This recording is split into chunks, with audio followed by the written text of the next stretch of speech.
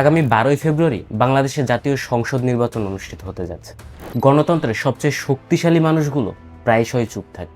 আজ আমরা কথা বলবো বাংলাদেশের সাইলেন্ট ভোটার্সদের নিয়ে, আর জানবো কারা তারা। সবচেয়ে বড় প্রশ্ন, তারা কি আসলেই নির্বাচনের ফলাফল বদলে দিতে পারে? বাংলাদেশের প্রেক্ষাপটে এই নীরব ভোটার হতে পারে একজন গার্মেন্টস কর্মী, একজন প্রবাসীর পরিবার, অথবা একজন সদ্য নতুন ভোটার বা একজন ছোট ব্যবসায়ী।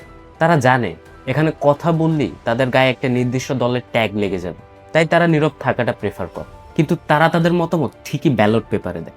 নীরব ভোটারদের তিনটা বড় শক্তি হলো, তারা আবেগের বশে কাউকে ভোট দেয় না, তারা একদম শেষ মুহূর্তে সিদ্ধান্ত নেয়, যে কারণে তারা কোনো জনমত জরিপেও ধরা পড়ে না। তাই আজ যদি একটি নির্দিষ্ট দল মনে করে নেয় তারাই এই নির্বাচনে জয়লাভ করবে এবং তারাই ভবিষ্যতে সরকার গঠন করবে এই দেশে, এই নীরব ভোটাররাই তাদের সারপ্রাইজ করে দিতে পারে। কারণ গণতন্ত্রের সবচেয়ে বড় ভুল হলো নাগরিককে অবমূল্যায়ন করা, আর এই নীরব ভোটাররা শেষ সময় পুরো খেলা ঘুরিয়ে দিতে পারে। আপনি নিজেকে প্রশ্ন করুন, আপনি কি সোশ্যাল মিডিয়ায় রাজনৈতিক রিলেটেড পোস্ট দেন, রাজনৈতিক তর্ক এড়িয়ে যান, কিন্তু দেশের ভবিষ্যৎ নিয়ে অনেক বেশি চিন্তা করেন?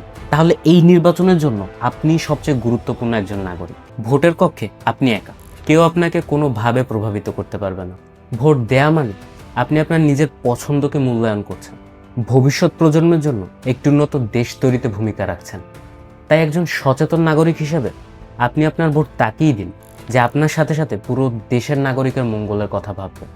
মনে রাখবেন, 12ই ফেব্রুয়ারিতে একজন যোগ্য প্রার্থীকে দেয়া আপনার একটিমাত্র ভোট পুরো বাংলাদেশের ভবিষ্যৎকে উন্নতির দিকে নিয়ে যেতে পারে।